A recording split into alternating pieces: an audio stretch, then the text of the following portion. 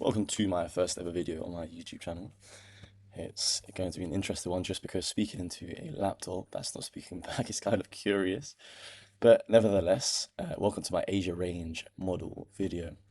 It's probably one of the most reliable models in my trading playbook and probably one of the easiest to trade. Arguably, it doesn't require a lot of knowledge in terms of reading price action to be able to trade this. Of course, you do need some sort of simple foundation in terms of reading price action to trade it, however.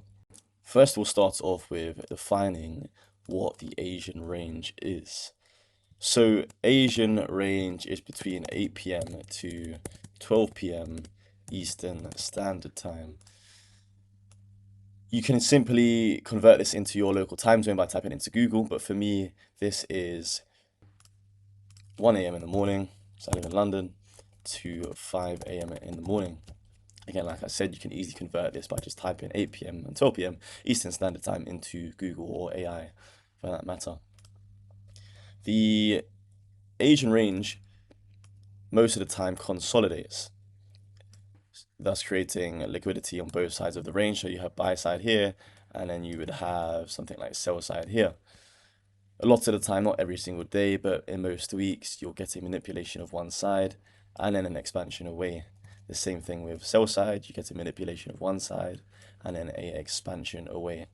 Of course, with any trading model, there is a criteria to meet. You can't just see Asia range and then simply trade it. There is a criteria that you would be looking for. The first thing is you want, in most situations, for the higher time frame bias to align. Of course, if you're not fighting the trend, that is when most of your trades will play out, or their higher probability, shall I say. I will go through how to determine a higher time frame bias in a later video. 2, you want to be looking for a higher time frame PD array and or key level, basically the same thing. So this could be something like an FEG, an order block, a previous session high or low, previous day high or low, etc. For me, I like to use fair value gaps as my PD array and my key level to tee off for this Asian range model. The third thing is, which is probably the most important thing of this whole model, because if it's not there, then you do not trade. It's what the actual Asian range is, as in how many pips is the Asian range. The ideal range for this is between 30 to 40 pips. At tops, at the very max, it should be no more than 50 pips. You want, in an ideal situation, 30 to 40 pips, which is a consolidation. That is the ideal situation for an A+ set of the Asian range model. If it's more than 50 pips, it has often expanded, and the Asian range model is now in an environment where you won't get a manipulation of one side, you more so get a retracement back into the range of Asia to then tee off. So you want it within 30 to 40 pips, so then that is a consolidation. That is the ideal environment. The last thing is I primarily focus on London Open. You can trade Asian range with New York, but because London Open is the session that follows Asia, this is the reason why I like to use London Open, just because there's not much price in between. It's Asia, London, New York. And London starts at 2 a.m. Eastern Standard Time and finishes at 5 a.m. Eastern Standard Time. For me, this is 7 a.m. in the morning to 10 a.m. And that is your main criteria for the A+ set of your Asian range.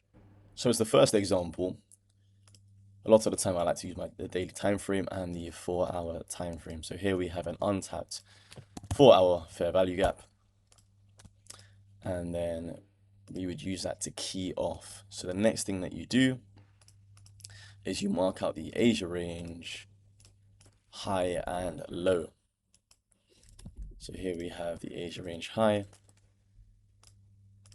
and we have the Asia range low. So then we wait and we zoom down. We wait for London Open, which is 2 a.m. Eastern Standard Time. Here we have London Open. So we'll mark that out so you can see that. London open.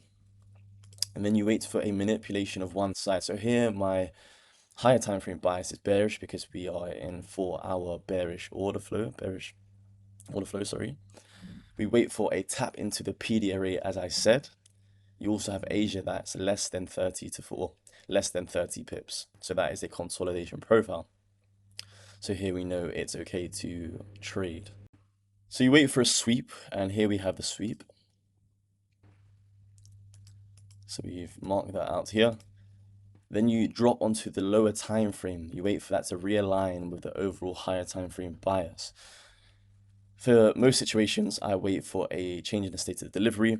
Of course, there are different ways to enter. I will go through that in another video. So here we want a closure below the most recent up close candles prior to the sweep. So we'll let that play out.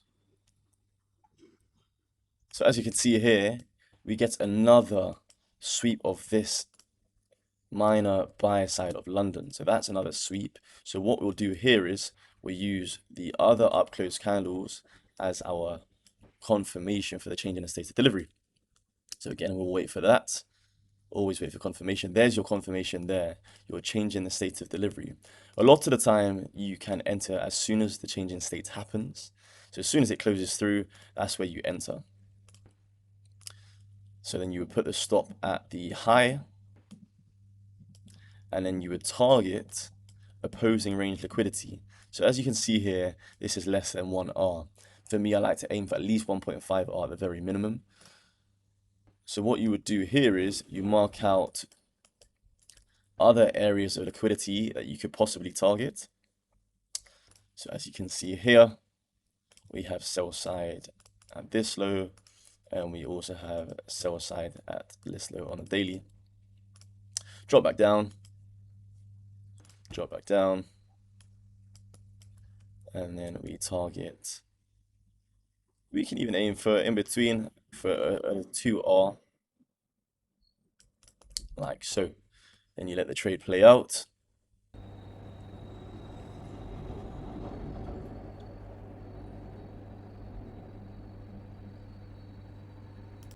And there you go. Quite a smooth delivery.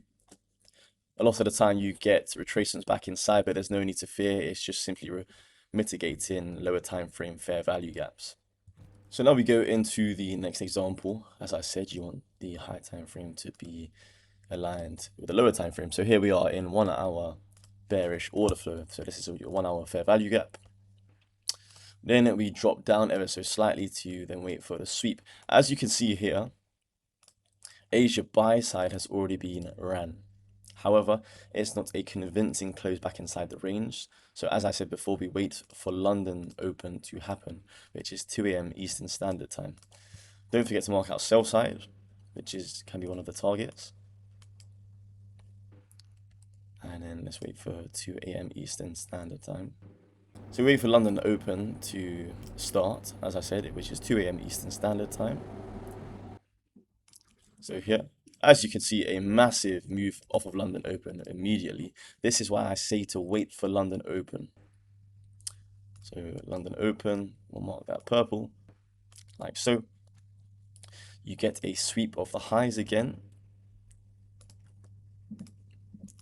And then we drop down now that we've got the sweep, and we wait for a lower time frame confirmation to align with our 1 hour bearish order flow.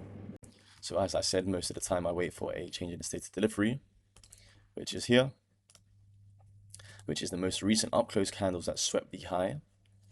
Let's now wait for the change in the state.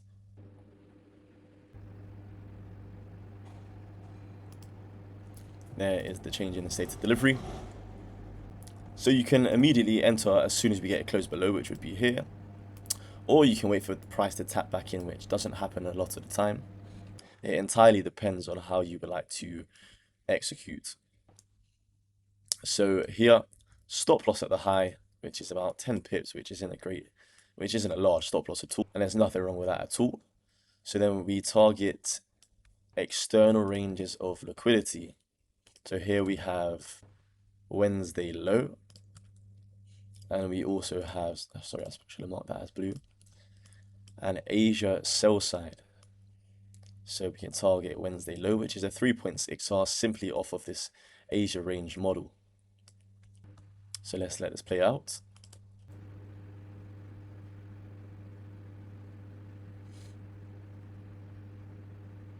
So then when we get a sweep of sell side, you can trail to break even to mitigate your risk.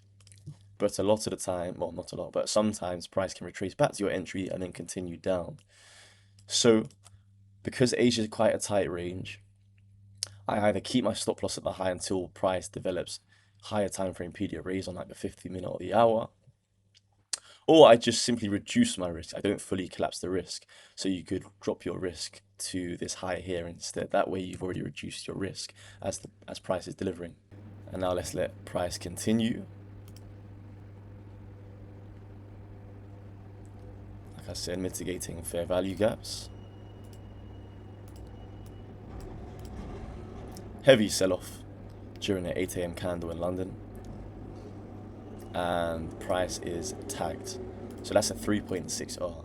In some situations, there are times where price will sweep on one asset and will not sweep on the other. So for example, if we're trading, let's say FX, so foreign exchange, there are times where SMT divergences are created, so you don't necessarily need a sweep. This is a bit more of an advanced concept, and I will explain SMTs in a later video. But let's say we are trading the dollar, Euro USD, and then you have GBP and the US dollar. So let's say we have a bullish bias. So we want to look for longs on foreign exchange. So that means we're bullish on these two here, and we are bearish on the dollar. So what we would like to see in this situation, when we use multiple assets in terms of looking at correlations, is we want to see a sweep of this buy side on dollar to then go lower. And then it's the opposite for our foreigns. We want to see a sweep of the sell side for price to go higher. As I said, there are sometimes exceptions where there's an SMT created. So let's say we get a sweep of the buy side on dollar and we get a lower time frame confirmation. In some situations, if euro is stronger than GBP, we will not see a sweep of the sell side. We'll get a lower time frame confirmation. However, the British pound will sweep sell side and also confirm on the lower time frame. Here we have an SMT. So dollar sweeps buy side, the pound sweeps sell side, but we have an SMT at Asia sell side with euro. This shows a strength in the euro. So in an ideal situation, you would want to be taking your buys on euro because it shows relative strength. Again, this is a bit more advanced and I may go into more detail in a later video. Now we have the point of discussion where you're thinking, okay, you've shown the trades, they were clean, but how do I manage my risk? That is probably the most important part about trading. If you can't manage risk, you will eventually blow up. And it's the only way to be profitable. You could have 2-3 red weeks, but then in 1 or 2 trades, if you manage risk correctly, then you're straight back into the green, or at least flat. So there are a few different ways to trail your stop loss.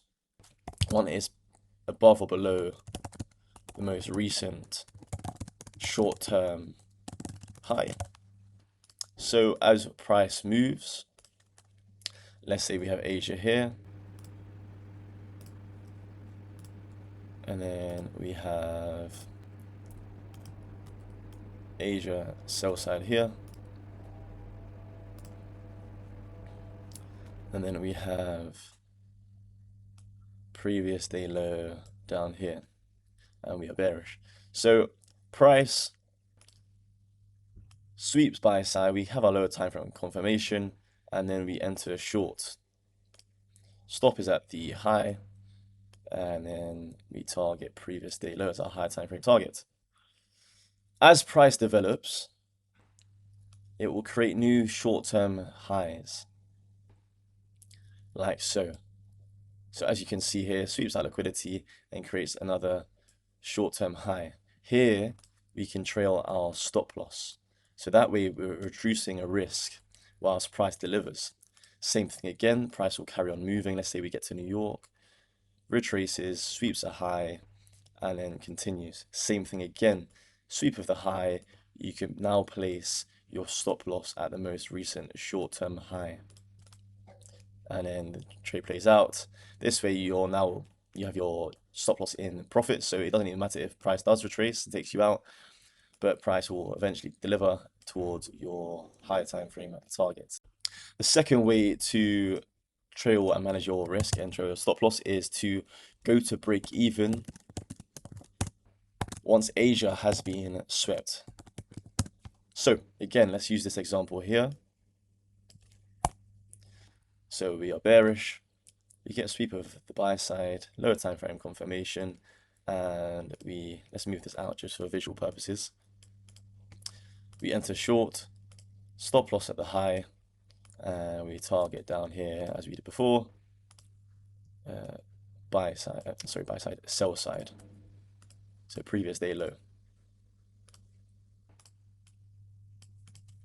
Lower time came from confirmation, so price starts to move. And we get a sweep of the opposing range liquidity. As you can see here, sell side has been taken out. And you can immediately fully collapse your risk and all your risk is off the table. Sometimes price will deliver towards your target without stopping you out, but it's quite an aggressive risk management just because Asia isn't the largest range in the world, especially because you've executed, like I said, you wanted it between 30 to 40 pips or less, max 50 pips. That's not a large range. Obviously, it depends on what market you're trading, but a lot of the time, price will sweep sell side, retrace back to your entry, and then continue. So it's quite a bit more of an aggressive way to trail your stop loss. The third and final way I like to manage a risk when trading this model is using newly formed PD arrays.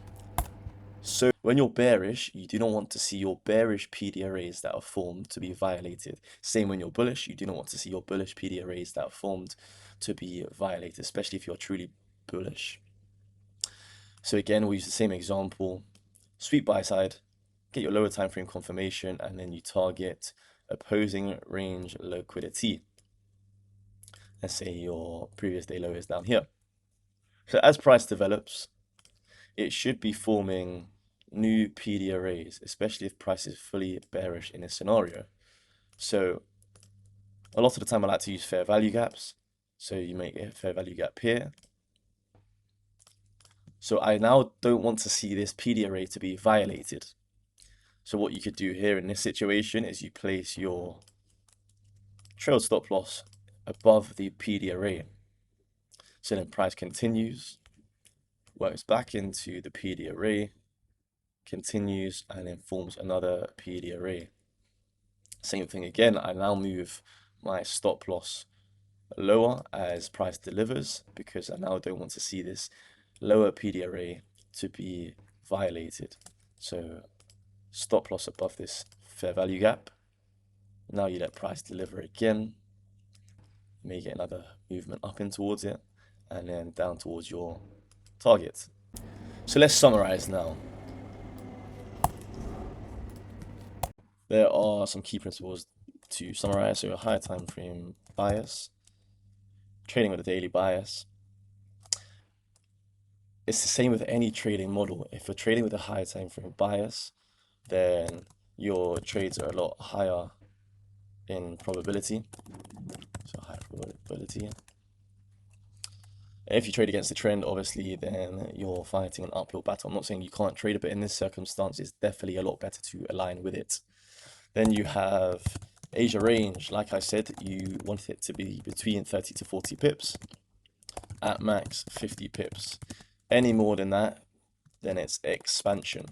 expansion is something you don't want to be trading during London, just because you'll either get consolidation or a retracement, which is what we don't want to be trading. We want to be trading the expansion itself. Don't anticipate the sweep.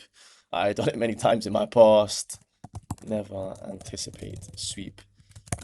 Never try to front run. Never anticipate, oh, I think it's going to sweep, so I'll just enter it early. No, wait for the sweep, wait for your lower time frame confirmation, and then enter. Trust me, it's not worth it. No matter how many times you think it's going to happen, it won't. And if you do, you've got lucky. Confirmation, like I just said, confirmation, wait for your confirmation, always. Without confirmation, you do not enter a trade. Wait for your lower time frame confirmations and then take your trade. Again, this is a bit more an advanced concept, but prioritize your relative strength and weakness. So if you're bullish, you take the stronger asset. If you're bearish, you take the weaker asset. And the last thing is let price deliver. It sounds ridiculously stupid, but a lot of the time I see people taking their full TP at the opposing range of Asia, when you have like New York PM session low, you then have previous day low, and you have previous week low, all stacked up as higher time frame targets. Again, it's entirely up to you, but you can have a 1 to 2R just targeting the opposing range of Asia, but then you can easily make that 1 to 2R into a 3 to 4 to 5 plus R if you target the previous day low instead. And that is all. I hope you enjoyed the video. My first ever one, like I said. I will get better as time goes on in terms of how I deliver and explain concepts and my models, etc. If there are any ideas or videos you would like me to go through in the next few weeks, next few months, then let me know in the comments. Drop a like if you found it somewhat helpful, even if you've taken one thing away from the video. It will be extremely, extremely appreciated. Nevertheless, I hope you enjoyed. Like I said, I hope you found it helpful, and I will catch you in the next video.